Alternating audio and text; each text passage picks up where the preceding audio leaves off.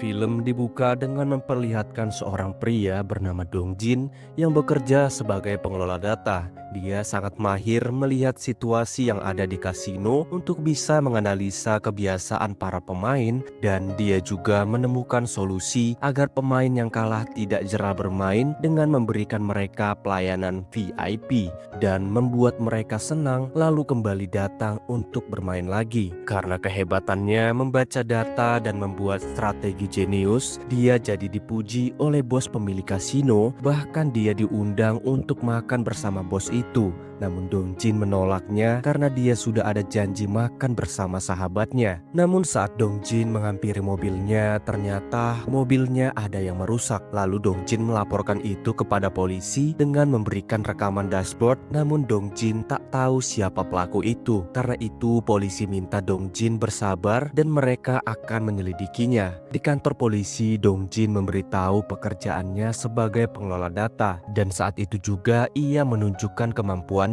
Dia berhasil mengetahui dua pria yang saat itu berkelahi adalah saudara hanya dengan melihat tanda di pakaian mereka yang ada bekas bulu anjing, dan karena itu polisi jadi memujinya. 아니, 좋은 차 탈만해요. Saat Dong Jin sampai di restoran langganan dia dan sahabatnya, ternyata temannya yang bernama Jung Hyuk tak bisa datang karena dia seorang polisi dan sedang ada urusan mendadak. Setelah makan, Dong Jin pergi pulang naik kereta api. Saat duduk, ada pria mabuk yang sedang menyatakan perasaannya kepada seorang wanita yang tampak tak suka. Saat diperhatikan, ternyata Dong Jin kenal wanita itu. Dia bernama Mi Jung, wanita yang dulu satu sekolah dengannya. Dong Jin sangat tak percaya kalau mereka bisa bertemu lagi. Jadi mereka dulu bersekolah di SMA yang sama. Namun saat itu banyak kecelakaan yang terjadi di sekolah mereka, dan semua kecelakaan itu dituduhkan kepada Mi Jung. Karena setiap ada peristiwa buruk selalu ada Mi Jung di sekitarnya. Para siswa mulai menuduh Mi Jung sebagai penyihir. Namun Dong Jin berbeda, dia sangat tertarik kepada Mi Jung. Melihat Mi Jung yang selalu sendiri membuat Dong Jin sangat ingin berteman dengannya. Namun untuk menyapanya saja dia tak punya keberanian. Saat itu sekolah mereka sedang ada acara di taman. Dong Jin melihat Mi Jung sendirian dan diam-diam memotretnya. Namun tiba-tiba seorang murid terluka, dan itu membuat Mi Jung merasa dirinya bersalah. Karena tak punya teman, Mi Jung selalu duduk sendiri di tempat sepi agar tak ada yang melihatnya. Namun karena melihat Mi Jung kepanasan, Dong Jin meminta bantuan kepada ibunya agar memasang kanopi di sana dengan alasan kalau dia yang sering duduk di sana, dan karena ibunya sayang dengan Dong Jin, jadi dia menurutinya. Dan akhirnya Dong Jin senang melihat Mi Jung tak lagi kepanasan. Namun tak lama dari itu lagi-lagi ada siswa yang meninggal karena kecelakaan. Dan lagi-lagi Mi Jung disalahkan karena sebelum meninggal siswa itu bersama dengan Mi Jung, dan orang-orang mulai menaruh semua kesalahan kepada Mi Jung. Padahal Mi Jung tak melakukan apapun. Dan Dong Jin hanya bisa menatapi kesedihan Mi Jung tanpa berani menyapanya. Karena kejadian itu, kursi tempat Mi Jung menyendiri dicoret-coret dengan mengatakan dia adalah penyihir yang membuat masalah, dan minta agar dia pergi dan mengakhiri penderitaan para siswa. Merasa bersalah, Mi Jung memutuskan meninggalkan tempat itu, dan dari atas, Dong Jin hanya bisa terdiam melihat kepergiannya tanpa sempat menyapanya. Bahkan hanya untuk berkenalan saja dia tak berani. Kembali ke masa sekarang, Mi Jung pergi meninggalkan pria mabuk dan Dong Jin pergi mengikutinya. Namun di pertengahan jalan dia hampir saja ketahuan, namun dia sempat bersembunyi. Dan saat itu juga Dong Jin baru sadar apa alasan dia mengikutinya. Padahal mungkin saja Mi Jung tak lagi mengenalinya. Hingga akhirnya dia kehilangan jejak Mi Jung. Namun seperti berjodoh, langkahnya tetap membawanya bertemu dengan Mi Jung yang sedang memberi makan kucing sambil curhat kalau dia sangat menderita. Dia tak ingin orang lain terluka, namun sangat sulit buatnya agar dia tak terlihat orang lain. Mendengar itu, Dong Jin semakin kasihan dengan penderitaan Mi Jung selama ini. Lalu dia terus mengikuti Mi Jung dan akhirnya sampai di tempat tinggal Mi Jung. Setelah bertemu Mi Jung, Dong Jin yakin pasti ada alasan kenapa mereka bisa bertemu lagi. Esok harinya, Dong Jin melihat rekaman saat kejadian di kereta yang ternyata viral. Ternyata pria yang ditolak Mi Jung meninggal dunia.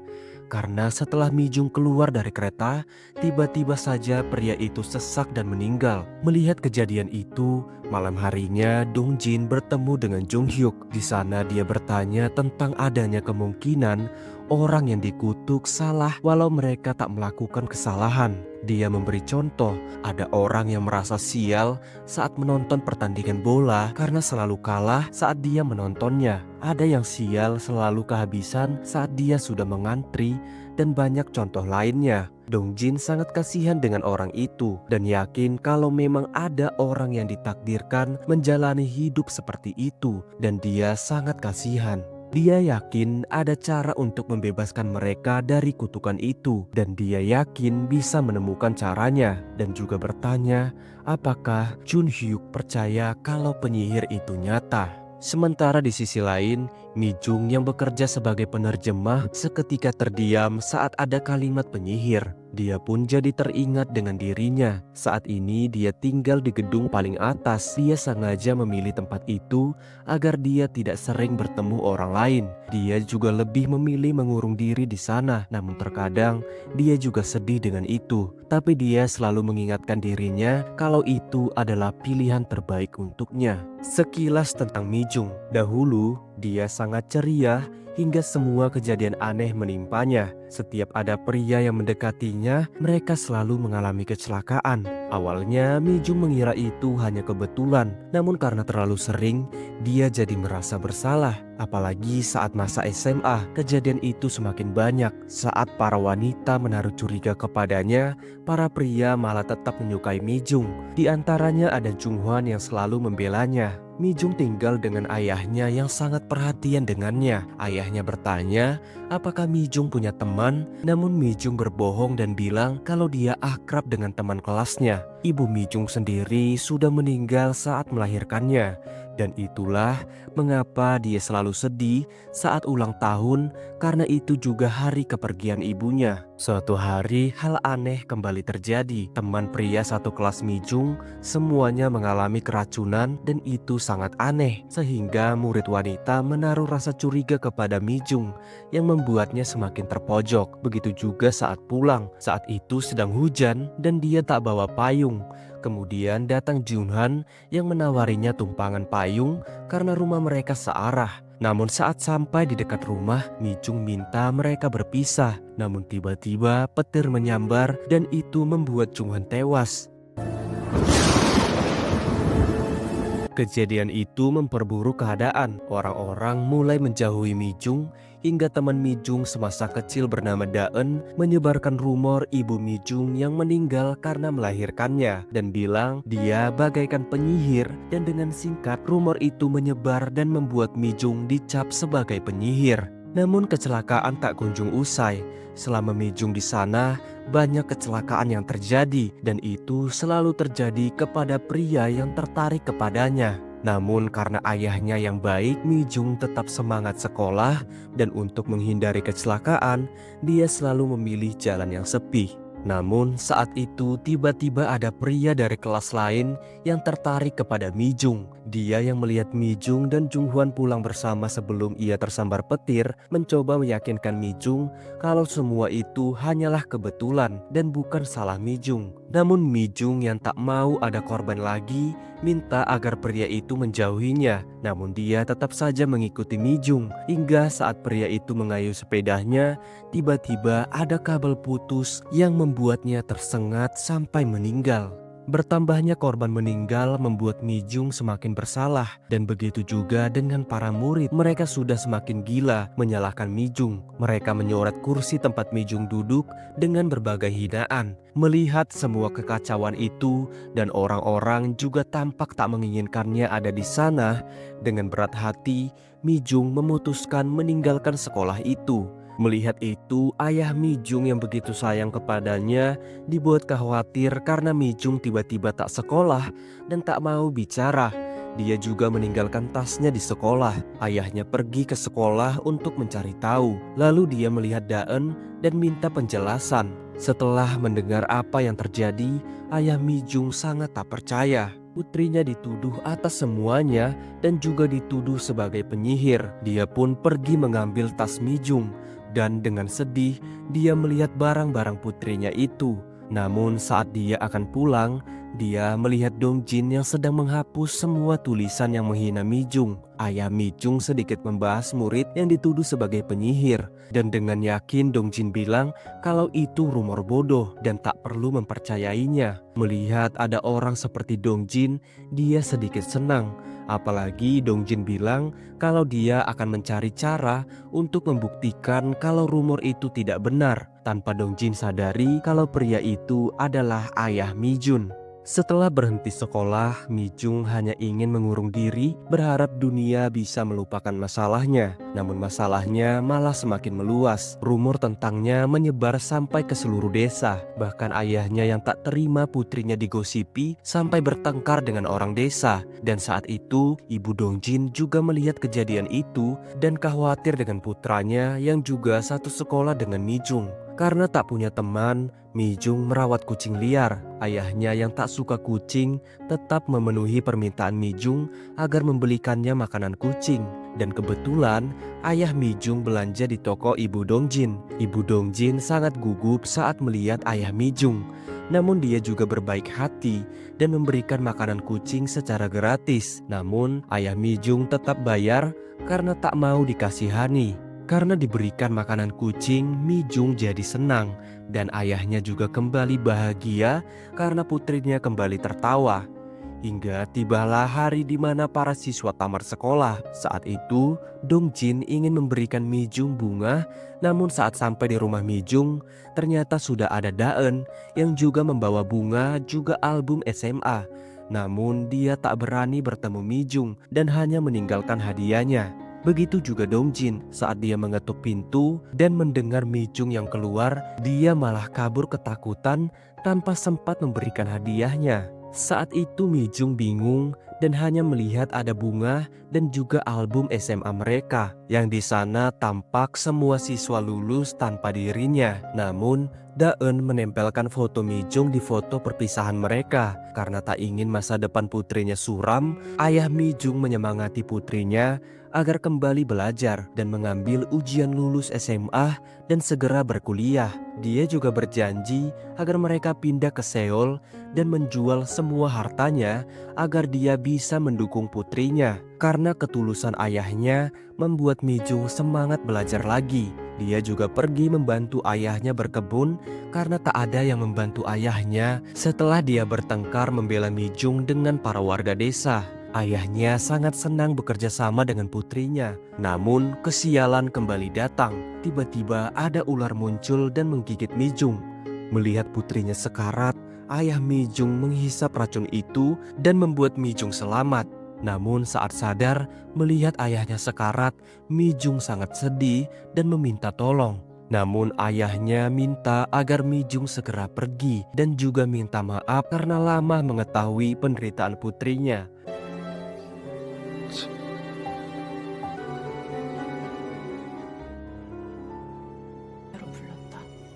Setelah ayahnya meninggal, Mi Jung memutuskan pergi dari desa itu. Singkatnya, dimulailah kehidupan kampus, di mana dosen bernama Jung Sik bertanya alasan mengapa Dong Jin ambil jurusan statistik. Sehingga Dong Jin dengan bangganya menjelaskan kalau ia ingin menyelesaikan masalah hidup seseorang yang sangat penting baginya. Dosennya jadi tertawa karena rasa-rasanya setiap manusia punya masalah hidup. Contohnya mahasiswa di belakang yang enggak lain adalah Jong Hyuk. Ya, saat itu Jong Hyuk yang suka menyendiri mengingatkan Dong Jin tentang Mi Jung, dan karena enggak mau menyesal seperti dulu, Dong Jin pun memberanikan diri mendekatinya meskipun si Jong Hyuk tak menggubrisnya. Alhasil Dong Jin pun menjalani hari-hari kuliahnya dengan mendekati Jong Hyuk sekaligus kerja. Membuat Jong Hyuk mulai luluh, bahkan minta bantuan Dong Jin agar juga bisa bekerja sambil kuliah. Nah, liburan akhir tahun Dong Jin pun pulang kampung, langsung memeluk ibu tercinta. dan cerita tentang Jong Hyuk sahabat barunya di Seoul. Meminta ibunya nggak terlalu sibuk karena ia sudah dapat beasiswa. Bahkan kehidupan sehari-harinya pun sudah aman berkat gaji kerja sambilan. Nah, salah satu tujuan ia pulang kampung adalah menemui Mi Jung. Dia ingin menunjukkan penelitiannya bahwa Mi Jung bukanlah penyihir, tapi terlambat. Karena beberapa bulan lalu, warga mengusir Mi Jung dari desa. Kabar itu membuat Dong Jin sedih, padahal ia sudah mati-matian meneliti semuanya. Tapi ia tetap saja tak mampu menyelamatkan Mi Jung seperti janjinya kepada ayah Mi Jung dulu. Dan itulah kali pertama ia menangis karena cinta. 그건 말하지 못한 짝사랑이었다. Nah, sekembalinya ia ke kampus, Jung Sik malah mencoret hasil penelitian Dong Jin yang sudah salah sejak awal. 쉽게 말해서 넌 이미 마녀가 아니라 Ya, Dong Jin sudah mengambil kesimpulan bahwa Mi Jung bukanlah penyihir. Jadi, metode penelitian apapun yang dilakukannya pada akhirnya nggak akan ketemu, di mana Jung Sik memberikan sejumlah verifikasi pertanyaan yang harus Dong Jin cocokkan. Alhasil, Dong Jin pun memeriksa kembali semua kasus kecelakaan untuk menjawab verifikasi pertanyaan tersebut, mulai dari cuaca sampai tingkat kecelakaan.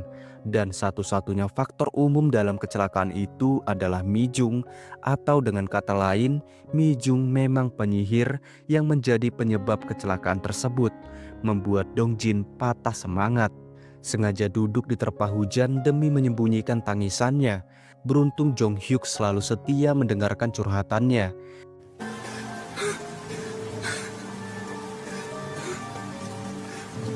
Singkatnya, Dong Jin semester akhir dan sudah mengubur cita-citanya itu dalam-dalam. Sementara Jong Hyuk belajar mati-matian biar lolos CPNS polisi. Nah, Jung Sik merekomendasikan Dong Jin kepada Jung Ho sebagai mahasiswa berbakat yang Jung Ho cari selama ini. Sehingga terbentuklah Science Solution, tempat Dong Jin bekerja sekarang sebagai ahli statistik.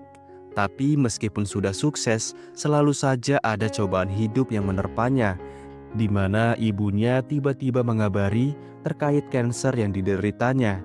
Alhasil, sambil kerja, Dong Jin sibuk merawat ibunya yang menjalani kemoterapi.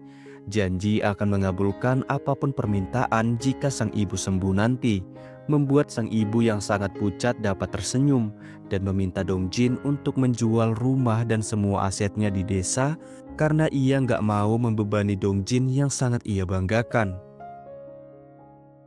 Besoknya Dong Jin pun kembali menemui kepala desa terkait aset yang pengen dijual ibunya. Sehingga taulah Dong Jin kalau ibunya tuh ternyata membeli rumah dan kebun Mi Jung. Jadinya ia yang ke rumah sakit langsung menanyakannya, membuat sang ibu seketika sedih. 그 아기 쫓아낸 게 바로 엄마야. Karena seperti sebelumnya, ia yang tak tahu masalah itu tak ambil pusing. Sampai suatu ketika ia menemukan foto Mi Jung di laci putranya. Jelas saja ia ketakutan karena tak mau putra semata wayangnya celaka seperti yang lainnya. Sehingga ia yang hadir di rapat desa setuju mengusir Mi Jung, bahkan memimpin mereka ke rumah Mi Jung. Tapi belum sempat mengutarakannya, Mi Jung yang ngerti, apalagi ayahnya sudah tiada, memutuskan pindah ke Seoul malam itu juga, membuat ibu Dong Jin merasa sangat bersalah, sehingga ia mengantar Mi Jung ke stasiun, bahkan bersedia membeli semua aset Mi Jung dengan harga mahal. Dan sekarang sang ibu meminta Dong Jin untuk melanjutkan penelitiannya itu, karena sebelumnya ia menemukan penelitian Dong Jin yang berserakan di rumah itu. Merapikan dan menyimpannya, berharap suatu hari Dong Jin dapat memberikan penelitian itu kepada Mi Jung sebagai bentuk permintaan maafnya.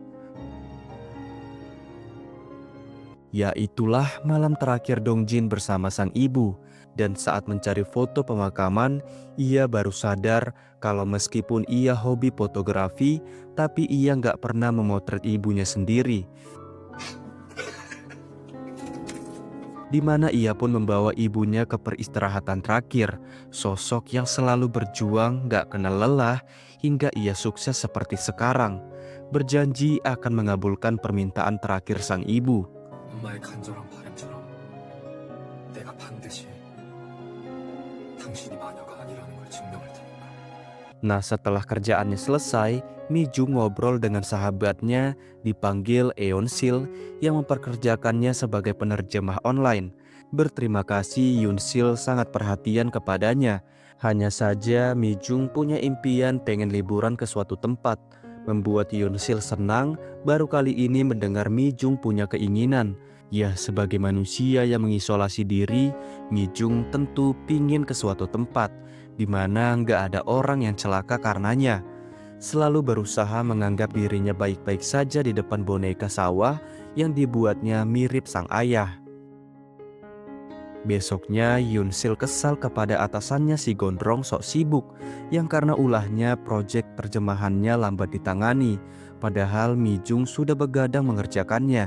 Sementara Dong Jin memutuskan resign dari Sun Solution, membuat Jung Ho panik bagaimana dengan proyeknya. Utamanya proyek kasino itu menawarkan gaji bahkan saham lebih besar biar Dong Jin bertahan. Tapi 진짜 공부 아는 거 알잖아요. 그냥 안식년이라고 생각해줘. ya, Dong Jin meyakinkan kalau Jung Ho mampu menanganinya, berjanji akan tetap kembali jika urusan impiannya itu selesai. Membuat Jung Ho nggak bisa menahan karena ia juga tahu apa yang ingin Dong Jin kerjakan. Setelahnya Dong Jin pun menyewa apartemen tepat di depan kosan Mi Jung. Sayangnya lantai paling atas sudah disewa orang, sehingga mereka pun berusaha membujuk pemiliknya, si pemuda yang kerja di swalayan yang tak jauh dari sana. Awalnya ia menolak, tapi bukan Dong Jin namanya jika menyerah mendekati seseorang, mengikutinya sepanjang waktu, bahkan memberi makanan untuknya. Alhasil ia pun menyerah, apalagi Dong Jin menawarinya uang. 월세 세 달치하고 이사 비용 정도면 어떨까요? Dengan begitu Dong Jin pun menempati kamar paling atas yang tepat melihat Mi Jung dari sana. Malamnya polisi berhasil menemukan pelaku yang menghancurkan kaca mobil Dong Jin. Dong Jin menjelaskan kalau pelaku bernama Lee Jong Ho adalah pemilik pabrik kecil yang membuat cangkir kertas. Tapi usahanya mulai goyang, di mana yang bersangkutan mengajukan pinjaman bank, tapi karena banknya konsultasi dengan Sun Solution dan Dong Jin lah yang memberi arahan, maka pinjaman itu ditolak, membuat usaha Jong Ho bangkrut. Makanya yang bersangkutan dendam kepada Dong Jin. Tapi bukannya marah, Dong Jin justru merasa bersalah, meminta polisi tidak melanjutkan gugatannya. Namun sesampainya di parkiran apartemen, Jong Ho tiba-tiba menyerangnya. Si pemuda berusaha melerai, bahkan ingin menghubungi polisi.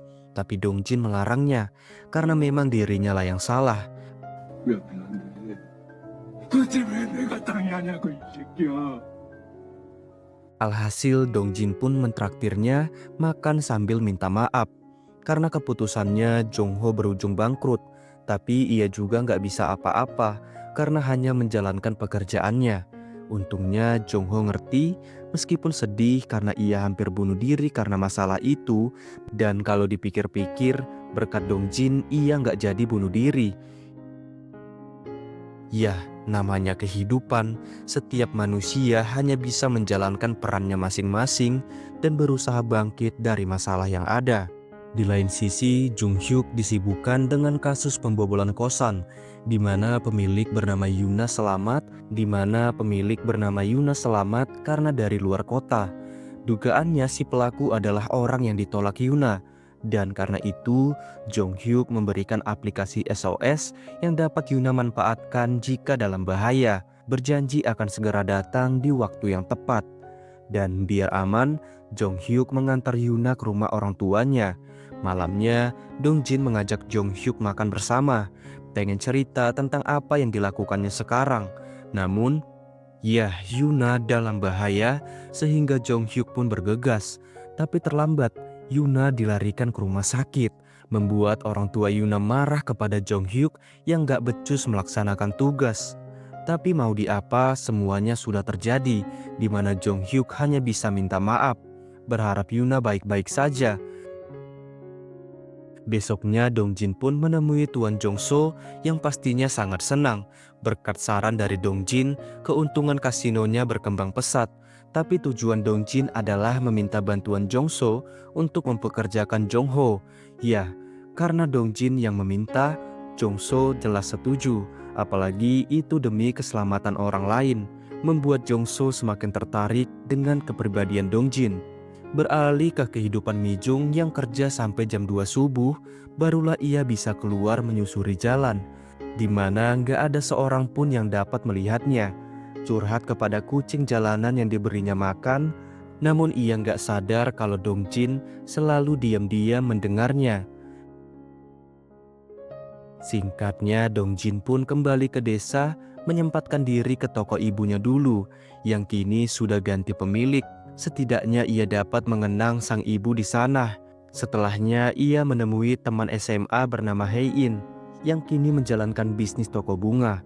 Namun tujuan Dongjin bukanlah reuni, tapi mengumpulkan data langsung dari teman-temannya yang menjadi korban Mijung.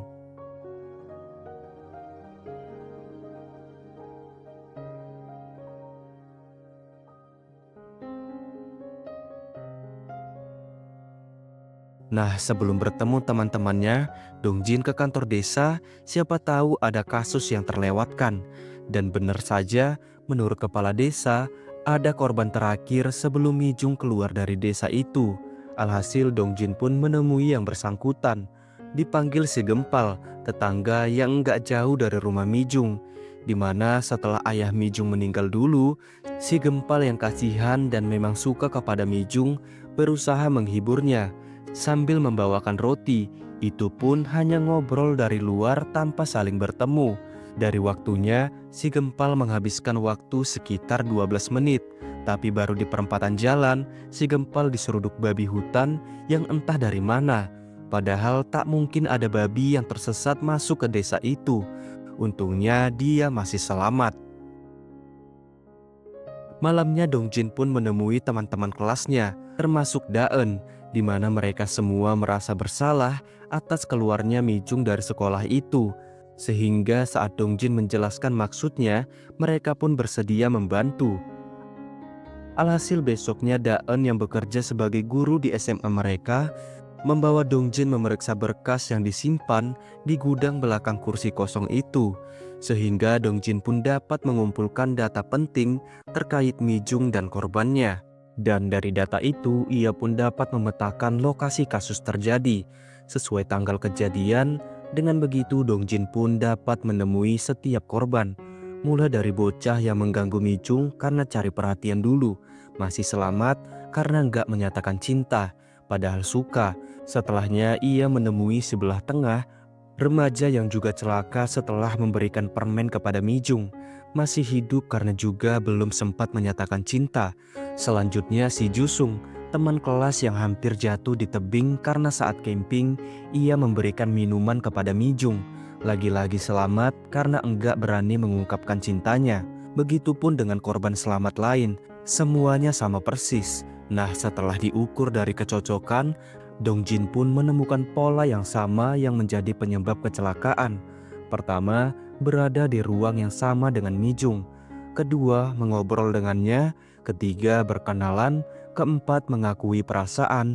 Dan terakhir, melanggar semua peraturan tersebut menyebabkan kematian. Artinya jika hanya salah satu yang dilanggar, korban hanya celaka. Tapi jika semuanya, korban akan mati seperti apa yang terjadi kepada murid yang dulu.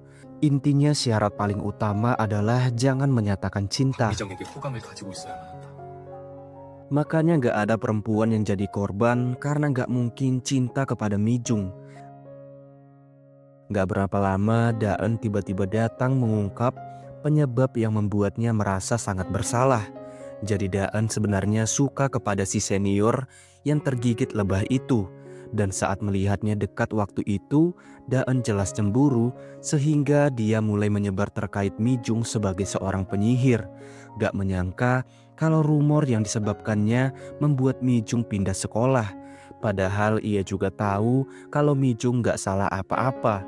Berharap Dongjin dapat menolong Mijung dan ia bersedia membantu apa saja. Setidaknya Dongjin dapat menyampaikan permintaan maafnya setelah semuanya selesai. Alhasil berkat bantuan Daen, Dongjin pun dapat menemui si senior di Seoul. Sehingga senior pun menjelaskan kronologinya yang sama persis dengan keterangan korban sebelumnya. Setelahnya, Dongjin pun menemui pria mabuk yang hampir koit di kereta akibat serangan jantung dan ternyata dia manajer bioskop. Jadi Mi-jung selalu ke bioskop di jam 2 subuh biar dapat nonton sendiri. Makanya si manajer langsung mengenalnya dan karena cantik sulit baginya untuk tidak jatuh cinta. Anehnya dia menyatakan cinta tapi masih selamat, membuat Dongjin bingung. Tapi saat melihat nama si manajer, yah, orang-orang yang kerja di bioskop itu pakai nama samaran, sehingga Dongjin pun menarik kesimpulan kalau salah satu syarat menjadi korban adalah Mi-jung harus tahu nama asli si korban. Makanya si manajer enggak mati karena Mi-jung taunya nama julukannya. Nah, karena semua parameter sudah terkumpul, Dongjin pun mengukur jarak dari kamarnya ke teras Mi-jung yang hanya 8 meter dan jarak maksimal berbahaya yang telah disimpulkannya dari semua korban adalah 10 meter. Artinya Dongjin bisa celaka saat itu juga karena ia memenuhi semua persyaratan berbahaya kecuali menyatakan cinta. Sialnya, Mi-jung sadar bunyi aneh di luar membuat Dongjin panik, segera menarik meterannya. Untung ia masih dapat bersembunyi. Nah, karena Mi-jung keluar di teras, Dongjin pun ingin membuktikan hipotesanya, mencoba menatapnya, lalu ya semua hipotesanya benar. Tapi itu belum cukup karena ia nggak tahu apa yang terjadi kepada Mi-jung setelah pindah ke Seoul. Nah, seperti biasa pagi-pagi si Mi-jung selalu merawat sayurannya. Namun tiba-tiba yang punya kosan datang, bukan untuk menaikkan uang sewa, tapi pengen memperkenalkan Mi-jung dengan keluarganya. Kali aja jodoh, membuat Mi-jung bingung mau nolak gimana. Beruntungnya Yeonsil datang. Yah, yang punya kos adalah mantan istri dari Om Si Yeonsil. Makanya Mi-jung bisa ngekos di sana dengan sewa murah. Apalagi ibu kosnya sangat baik hati. Beralih ke Yuna yang meskipun selamat tapi masih koma, membuat Jong Hyuk merasa sangat bersalah, lagi-lagi meminta maaf kepada Ibu Yuna. Untungnya Ibu Yuna nggak masalah lagi dengan itu, karena yang ditakutkannya sekarang adalah si pelaku yang masih berkeliaran. Berharap Jong Hyuk akan menangkapnya. Karena itu Jong Hyuk buru-buru ke kantor meminta rekannya untuk segera melacak si pelaku. Di lain sisi, si Gondrong akan resign membuat Yeonsil protes. Bukannya si Gondrong pengen pensiun di sana, tapi rupanya cita-cita si Gondrong kerja hanya untuk membiayai anaknya bimbel biar lulus di Hanguk. Toh di kampus negeri biayanya jauh lebih murah, jadi ia bisa pulang kampung, bertani tanpa khawatir biaya yang besar. Dan yang terpenting si Gondrong menyampaikan kalau tadi itu ada pria yang mencari Yeonsil. Jelas saja Yeonsil bingung siapa pria yang mencarinya, mengira orang yang cari jodoh, namun rupanya itu Dongjin yang langsung tanya tentang Mi-jung. Membuat Yeonsil curiga ada tujuan apa pria yang gak jelas ini mencari tahu sahabatnya. Alhasil Dongjin pun memperkenalkan dirinya sekaligus menunjukkan data yang telah dikumpulkannya, menjelaskan kalau tujuannya untuk membantu Mi-jung keluar dari hidup sengsara. Jadi ia meminta Yeonsil membantunya karena ia belum punya data terkait kehidupan Mi-jung di Seoul. Jelas saja Yeonsil senang, cerita kalau saat kuliah dulu ia adalah ketua himpunan yang sosialisasi ke tiap kelas, mencari kader, dan disitulah ia melihat Mi-jung pertama kali, sosok wanita misterius yang selalu menyendiri. Nah, salah satu tujuan Mi-jung kuliah di sana adalah menemui si senior. Tapi di hari pertama si senior malah gandengan mesra dengan pacarnya, membuat Mi-jung kecewa. Enggak berapa lama teman jurusannya tiba-tiba mengajak Mi-jung kenalan. Namanya mahasiswa baru, tentu tujuan pertamanya cari pasangan cantik, tiap hari mengejarnya. Bahkan saat Mi-jung menghindar, lalu untung dia belum sempat menyatakan cinta, sehingga dia selamat dan Yeonsil tahu itu karena pria tadi gabung di himpunannya. Sementara senior pusing akibat pacarnya terus protes setelah tahu kalau dulu si senior pernah dekat dengan Mi-jung. Jadinya si senior membocorkan terkait Mi Jung sebagai penyihir. Membuat Mi Jung yang ada di sana bertambah kecewa. Karena si senior, rumor tentang penyihir itu pun akhirnya beredar. Apalagi rumornya tuh ada dosen yang suka kepada Mi Jung. Nah, suatu hari dosen yang dimaksud mengadakan ujian, di mana Mi Jung yang sudah selesai malah ditahannya. Karena si dosen sudah beristri ini sudah nggak tahan menyatakan cintanya, tapi pastinya Mi Jung langsung pergi sambil menghubungi ambulans. Jangan sampai dosen itu beneran celaka dan Mi Jung nggak mau itu terjadi. Tapi kan ambulans nggak mungkin datang karena belum ada yang terjadi. Mengira Mi Jung cuman iseng. Di luar, Yeon Sil malah mengajak Mi Jung berkenalan. Tapi ia yang sadar dengan si dosen cabul itu melarang Mi Jung berbalik. Dan jelas saja Mi Jung bertambah panik karena ia nggak boleh di sana sekarang, tapi terlambat. Ya, si dosen terjatuh dan meninggal membuat Yeon Sil syok berat. Segera memeluk Mi Jung, berkata kalau itu bukan salah Mi Jung. Ya, untuk pertama kalinya Mi Jung menemukan sahabat seperti itu. Sehingga ia pun mengajak Yeon Sil ke tempat tinggalnya yang lokasinya tuh di kompleks bermasalah yang gak ada penghuninya. Cerita tentang dirinya termasuk orang tuanya yang sudah meninggal. Hanya saja Mi Jung gak mau Yeon Sil kasihan kepadanya. Bahkan melarang Yeon Sil dekat-dekat dengannya. Gak mau jika Yeon Sil dijauhi yang lain karenanya. Membuat Yeon Sil berusaha mengerti. Memberi nomor ponselnya, kali aja Mi Jung butuh bantuannya suatu hari nanti. Nah, sejak hari itu, Yeon Sil gak pernah lagi menemuinya. Tapi beberapa bulan kemudian, Mi Jung tiba-tiba nelpon sambil nangis karena perampok menggeledah rumahnya. Alhasil, Yeon Sil pun segera ke sana memeluknya lalu mengantarnya ke rumah tantenya, kosan yang menjadi tempat tinggal Mi Jung sekarang. Nah, setelah tahu kehidupan Mi Jung, Dong Jin pun menyimpulkan data mulai dari kasus dosen cabul yang meninggal itu. Gak berapa lama korban selamat selanjutnya datang, yang saat itu menyatakan cinta kepada Mi Jung. Tapi karena Mi Jung gak tahu namanya, ia selamat dari kematian. Begitupun dengan teman kampusnya yang jatuh di tangga itu, memberikan keterangan yang sama. Intinya semua keterangan mereka cocok dengan hipotesa Dong Jin, yang untuk memastikannya, Dong Jin ingin mengujinya sekali lagi. Yeon Sil sedikit takut Dong Jin jadi korban beneran, bertanya mengapa Dong Jin sampai sebegitunya membantu Mi Jung. Dan Dong Jin menjawab kalau ia ingin melihat Mi Jung yang bahagia seperti saat pertama kali ia melihatnya, bukan yang sekarang. 이정 씨를 생각하면 마음이 아파요. Alhasil setelah tahu warung mana tempat Mi Jung selalu belanja, Dong Jin pun melamar di sana sebagai kurir, membuat yang punya toko bingung melihat CV Dong Jin yang luar biasa. Tapi karena mereka mikirnya Dong Jin lagi susah, mereka pun menerimanya dan dengan begitu Dong Jin dapat mengantar pesanan Mi Jung demi menguji hipotesanya. Jadi sebelum bertemu Mi Jung, Dong Jin mempersiapkan semuanya, termasuk helm anti pecah, kalau dirinya celaka. Makanya sekarang ia sangat percaya diri mengajak Mi Jung mengobrol, bahkan memeriksa list barang terlebih dahulu, padahal itu nggak penting. Setidaknya ia bisa menguji berapa lama ia bersama Mi Jung. Dan benar saja, ia menjauhi radius 10 meter dari Mi Jung. Dalam waktu kurang dari 10 menit, nggak ada yang terjadi kepadanya. Alhasil ia pun mengetesnya berkali-kali, bahkan mencoba memberanikan diri melewati batas 10 menit itu. Lalu, ya hipotesanya, target batas waktu itu benar. Untung ia pakai helm anti pecah sehingga yang terluka hanyalah kakinya.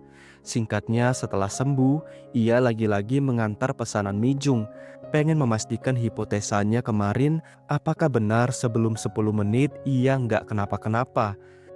Sialnya Mi Jung pengen membayar pakai kartu sedangkan Dong Jin nggak membawa mesinnya. Sehingga Mi Jung kembali ke kamarnya mengambil uang dan itu butuh waktu yang lama. Jadinya saat Mi Jung memberi uangnya, ia pun buru-buru turun. Dan untungnya ia bisa menjauh 10 meter sebelum waktunya habis. Dan saat keluar, ya ia menganggap hipotesanya benar.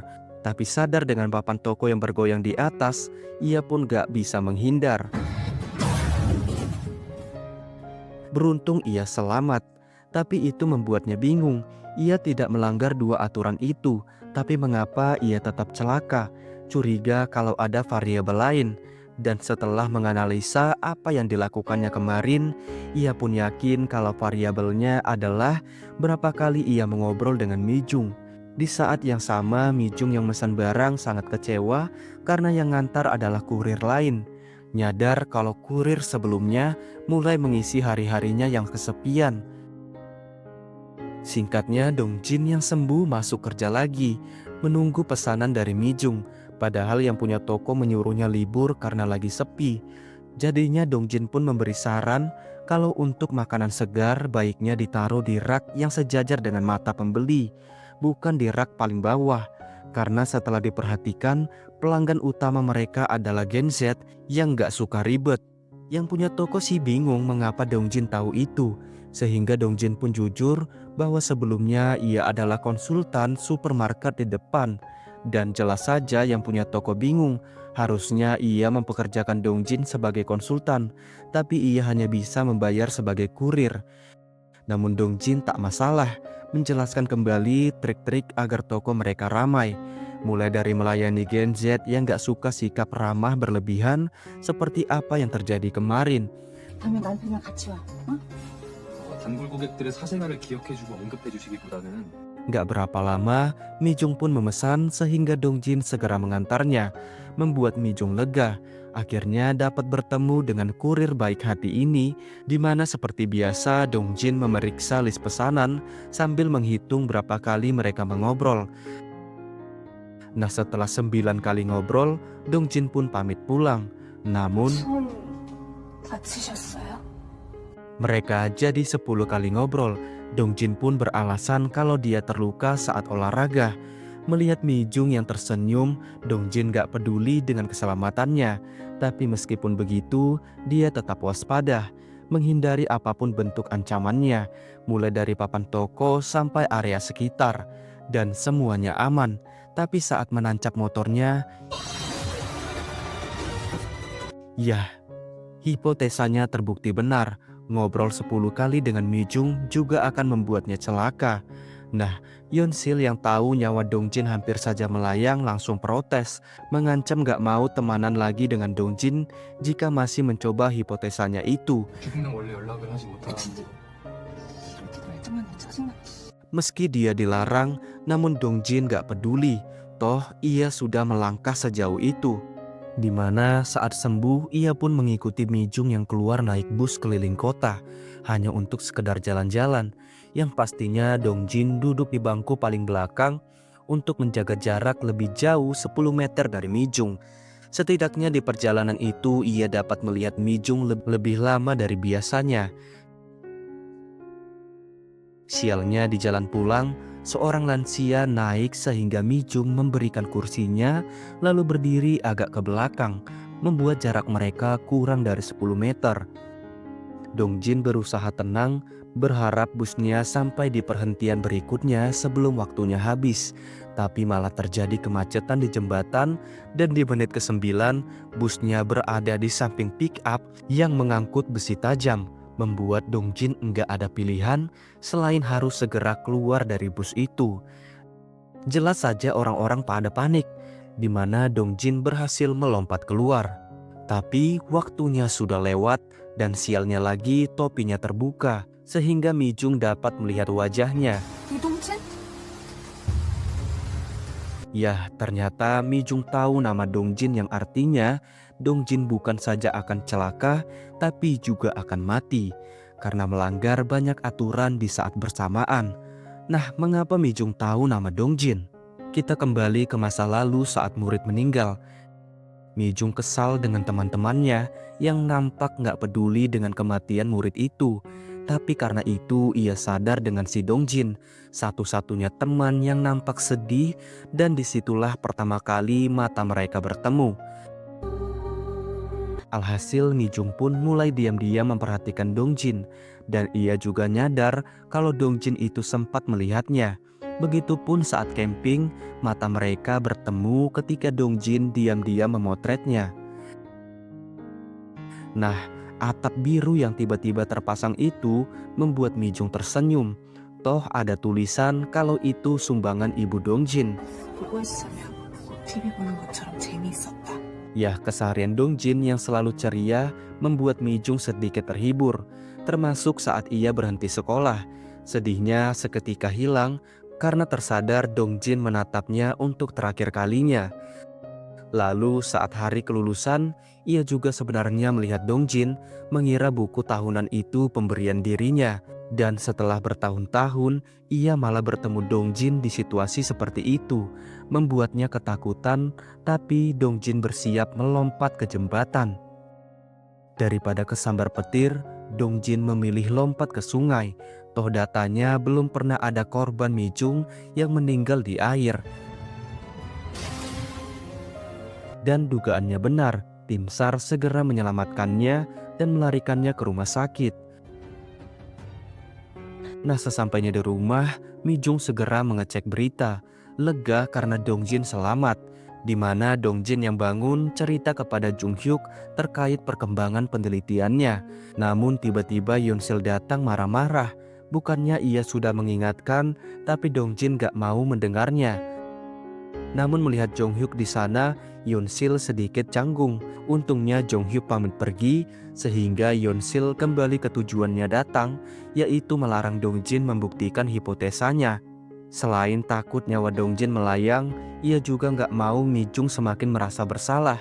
Namun, 마지막으로 확인하고 싶은 변수가 있습니다. 변수요? ya Dongjin meminta bantuan Yonsil untuk memeriksa variabel terakhir itu. Alhasil besoknya Yonsil pun mengajak Mijung camping. Sambil bertanya, pernahkah Mijung jatuh cinta kepada seorang pria? Yang pastinya Dongjin mendengarkan percakapan itu dari balik telepon. Siapa tahu yang dimaksud adalah dirinya. Padahal cinta pertama Mijung adalah si senior, di mana mereka saling jatuh cinta saat selalu bersama di gereja itu. Namun suatu hari Mijung gak sengaja mempergoki si senior membeli obat epilepsi, membuat senior panik. Padahal Mijung enggak masalah dengan itu. Singkatnya terjadilah seperti sebelumnya.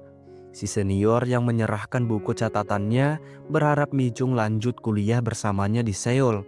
Dan tiba-tiba tumbang dengan mulut berbusa, membuat Mijung syok berat, menganggap itu karena kutukannya.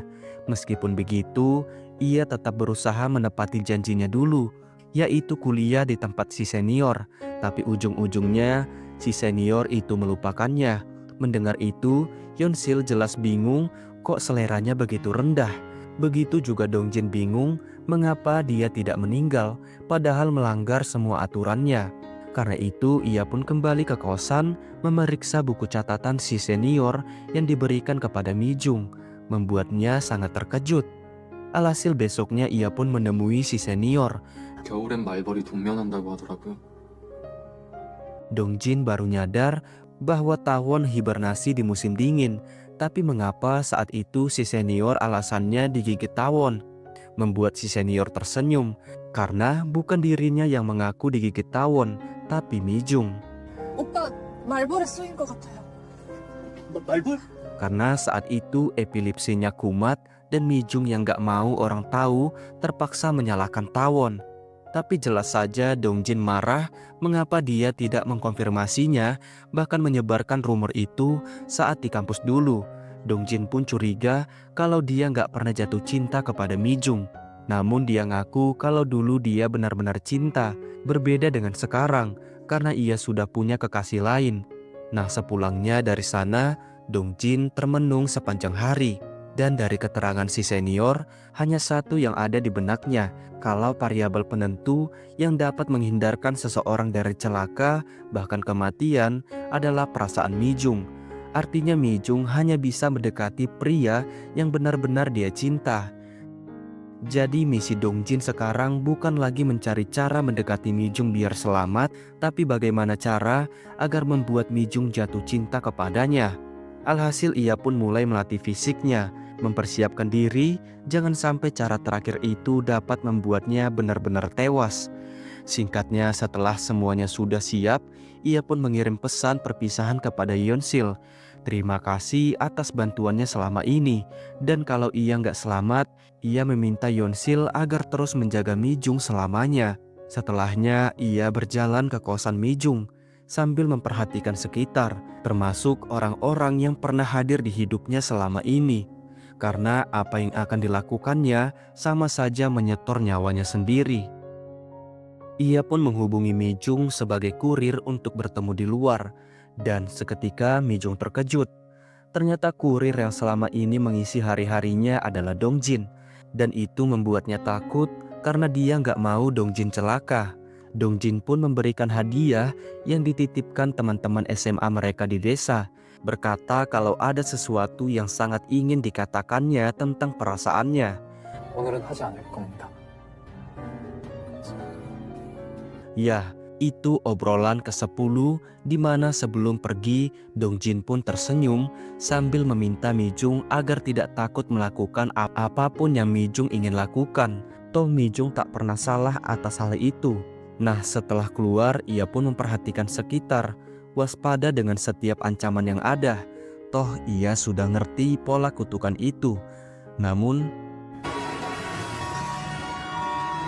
Mi-jung pun membuka hadiah yang berupa flash disk. Di situ berisi foto-foto rumahnya di desa, membuatnya tersenyum mengingat kenangan indah di rumah tersebut. Selain itu, ada video Daeun yang mengakui kesalahannya, meminta maaf sekaligus berterima kasih karena Mi-jung sudah menerjemahkan banyak buku internasional yang ingin dibacanya. Ya, luka masa lalu mereka, utamanya Mi-jung, kini telah terobati. Tinggal bagaimana si Dongjin menyelesaikan penelitian dan cintanya kepada Mi-jung. Di saat yang sama, Jong-hyuk dan rekannya berhasil menemukan pelaku yang menyerang Yuna. Sialnya, si pelaku yang tahu segera kabur, dan setelah kejar-kejaran, rekan Jong-hyuk berhasil memojokkannya, namun si pelaku langsung menusuknya pakai pecahan botol. Pingin segera pergi, tapi ya, Jong-hyuk berhasil menangkapnya. Tapi karena si pelaku enggak merasa bersalah, Jong-hyuk menghajarnya berkali-kali hingga mampus. Alhasil Jong-hyuk pun kena skorsing. Meskipun begitu, orang tua Yuna berterima kasih. Berkat Jong-hyuk, ia kini enggak lagi khawatir kepada putrinya. Nah, 2 minggu setelah hari itu, Yeonsil tiba-tiba menemui Jong-hyuk, menjelaskan tentang Dongjin yang hilang kabar, membuat Jong-hyuk teringat kalau setelah menangkap si penjahat, ia memang menerima pesan dari Dongjin. Tapi saat ditelepon, Dongjin gak mengangkatnya sama seperti sekarang.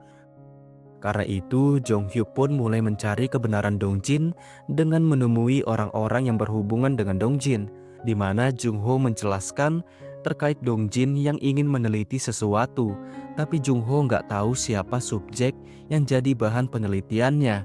Nah, dari alamat yang diberikan Jung-ho, sampailah Jung-hyuk di kosan Dongjin, membuat sales kosan ketakutan jangan sampai Dongjin bunuh diri di dalam. Tapi saat dibuka, nggak ada siapapun di sana, bahkan barang-barangnya sudah kosong kecuali komputer dan buku.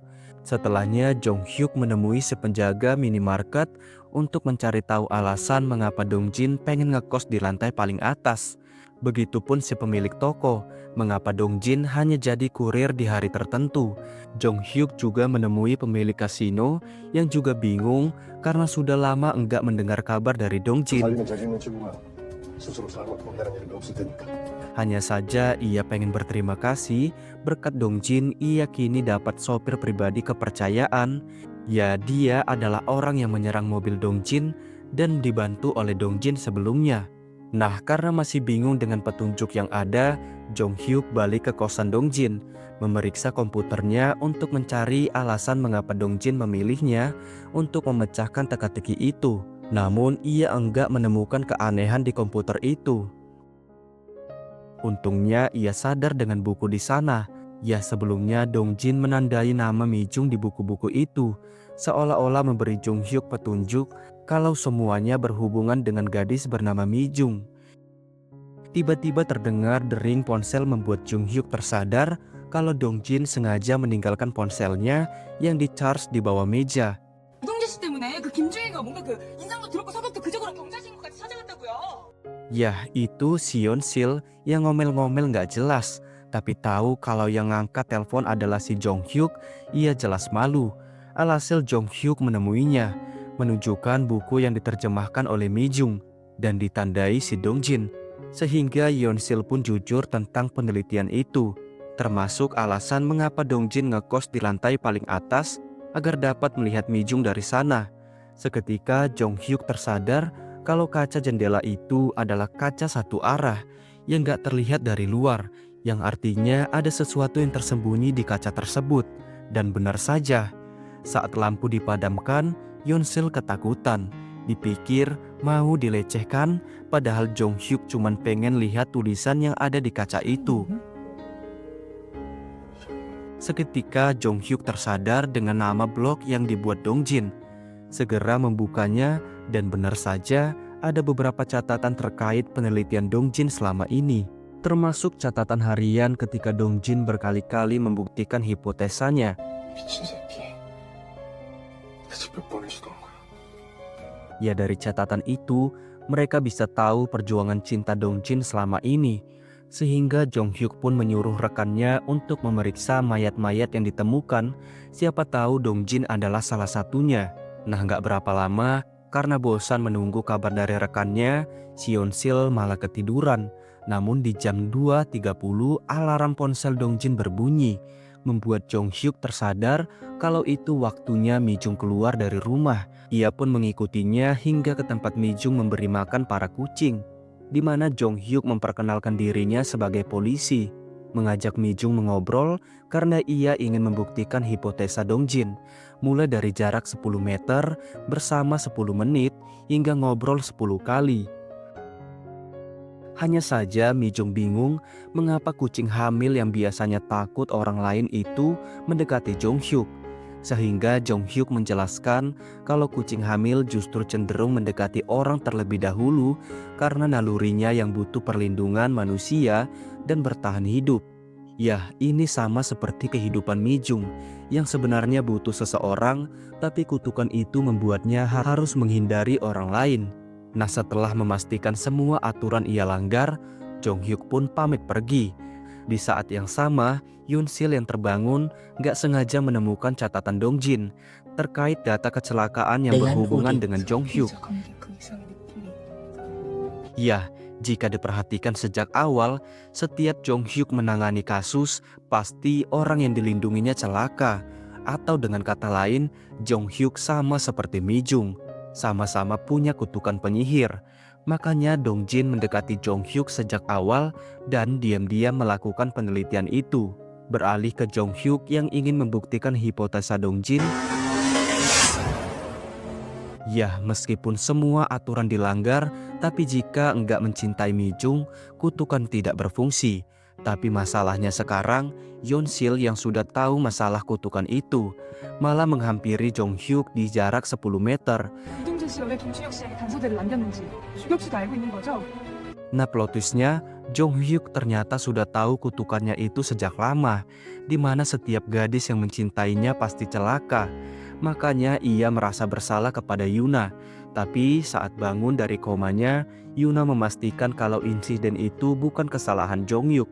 Toh Dong Jin sempat datang menemuinya, menjelaskan tentang penelitian itu, jadi nggak mungkin Jong Hyuk penyebabnya, karena ia nggak memenuhi syarat utama, yaitu mencintai Jong Hyuk.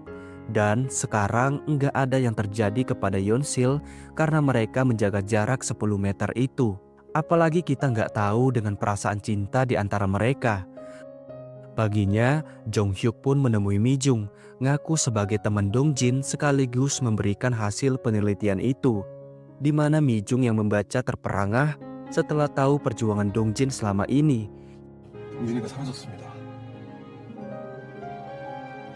Ya, Jong Hyuk pun mengungkap apa yang terjadi kepada Dong Jin sekarang, sehingga Mi Jung pun cerita tentang kejadian malam itu, termasuk Dong Jin yang belum mengungkapkan perasaannya. membuat Jong Hyuk lega dan mengerti rencana Dong Jin sebenarnya. Ia pun membawa Mi Jung ke kosan Dong Jin dan tentu saja Mi Jung lagi-lagi terperangah dengan perjuangan cinta itu. Apalagi Jong Hyuk menunjukkan catatan harian Dong Jin sambil menjelaskan kalau tujuan Dong Jin melakukan itu bukan untuk membuktikan apakah Mi Jung penyihir atau tidak, tapi untuk mencari cara bagaimana Dong Jin bisa mencintai Mi Jung. Jadi sekarang giliran Mi Jung yang menyelidikinya untuk mencari variabel terakhir yang Dong Jin dan mereka semua belum tahu. Alhasil Mi Jung pun membaca catatan harian itu hingga malam, dan ia baru nyadar dengan tulisan di kaca itu. 동전인 마지막 변수에 자기 자신을 대입시켰습니다. Ya, Shin Won Yu, yang berarti Dong Jin sudah melakukan semampunya untuk bersinar. Tinggal bagaimana keputusan Mi Jung yang akan menentukan takdir mereka. Singkatnya, Hyun Sil protes ke Jong Hyuk yang membocorkan penelitian itu kepada Mi Jung, sehingga Mi Jung menghilang hingga sekarang. Tapi Jong Hyuk malah menjaga jarak, membuat Hyun Sil jadi kesal. Toh dirinya nggak mencintai Jong Hyuk, jadi bagaimana mungkin ia celaka? Tapi Jong Hyuk nggak peduli. Toh siapa yang tahu perasaan seseorang? Menjelaskan apa yang tidak dijawabnya malam itu. 이유는 알 수 없었지만 원인은 분명히 나였습니다. Ya, setelah membaca penelitian tersebut, Jong Hyuk pun mengerti alasan mengapa Dong Jin memilihnya memecahkan teka-teki itu, karena Dong Jin juga ingin melepaskan Jong Hyuk dari kutukan tersebut. Jadi sekarang karena Jong Hyuk juga bingung dengan perasaannya kepada Yeon Sil, dan meskipun ia juga nggak tahu gimana perasaan Yeon Sil kepadanya, setidaknya ia butuh waktu untuk memutuskan apakah ia bisa mendekati Yeon Sil atau tidak, sampai variabel terakhir diketahui. Singkatnya, Mi Jung yang hilang ternyata ke Austria, tempat impiannya selama ini. Yakin kalau Dong Jin ada di sana. Di saat yang sama, Yeon Sil bertanya kepada Jong Hyuk tentang keberadaan Dong Jin, sehingga Jong Hyuk pun menjelaskan kalau sebelumnya rekannya memberi kabar bahwa Dong Jin berangkat ke Austria. Yakin Mi Jung yang hilang juga ada di sana. Makanya sekarang mereka nggak perlu mencari kedua orang itu, karena yang menentukan adalah perasaan Mi Jung. Dong Jin memang ada di sana, tanpa ragu duduk di samping Mi Jung, ngobrol 10 kali dalam waktu 10 menit dan dengan jarak kurang dari 10 meter. Lalu seketika petir menunjukkan dirinya karena Dong Jin telah melanggar semua aturan yang dapat membahayakan nyawanya. Tapi bukannya takut, Dong Jin malah mengungkapkan perasaannya berkali-kali. Hanya saja ia nggak memaksakan perasaan Mi Jung kepadanya, karena sebagai orang yang mencintai, ia hanya ingin Mi Jung bahagia. Tapi saat ingin pergi, Mi Jung menahannya sambil menjelaskan kalau setelah membaca penelitian Dong Jin, ia pun akhirnya tahu variabel terakhir yang tidak Dong Jin temukan. 나를 좋아했던 사람들은 나와 멀어지면 모두 사고가 났어. 근데 Ya, variabel terakhir yang dimaksud bukan soal perasaan mereka yang saling mencintai, tapi bagaimana setelahnya ketika mereka berjanji untuk tidak saling meninggalkan. Toh setelah semua perjuangan yang dilakukan Dong Jin, secara alamiah Mi Jung juga akhirnya jatuh cinta kepada Dong Jin. Dengan begitu, petir yang tadinya bergemuruh seketika menghilang dengan cepat. Bukti kalau variabel terakhir itu benar, bersamaan dengan mereka yang berjanji untuk selalu bersama. Beralih ke Jong Hyuk yang sangat terkejut karena Yeon Sil ternyata menunggunya di perhentian bus. Tapi karena Jong Hyuk terus menjaga jarak, Yeon Sil pun mendekatinya. Namun Jong Hyuk malah mundur, membuat Yeon Sil beneran marah, segera naik bus. Lalu 나는 당신을 정말 좋아해요. ya, Yeon Sil akhirnya mengakui perasaannya. Meskipun bingung mengapa seleranya benar-benar buruk, tapi perasaannya nggak bisa dibohongi. Namun Jong Hyuk yang menerima pesan dari Dong Jin tentang variabel terakhir itu jelas sangat panik. Segera berlari sambil meminta Yeon Sil untuk turun dari bus. Alhasil, Yeon Sil yang melihat bagaimana perjuangan Jong Hyuk segera menghentikan busnya, lalu berlari ke pelukan si Jong Hyuk. 내게서 멀어지지 말아요. 그럴게요. Ya, Jong Hyuk yang gak pernah jatuh cinta akhirnya merasakan hal itu berkat Dong Jin. Dan tamat. Ya, drama ini menunjukkan cinta sebenarnya yang harus diperjuangkan bagaimanapun beratnya. Bukan hanya satu orang, tapi diperjuangkan oleh keduanya. Karena jika hanya salah satu yang mencintai, pastinya akan ada yang terluka. Begitupun dengan variabel terakhir dari cinta, yaitu berjuang dan saling meyakinkan untuk selalu bersama.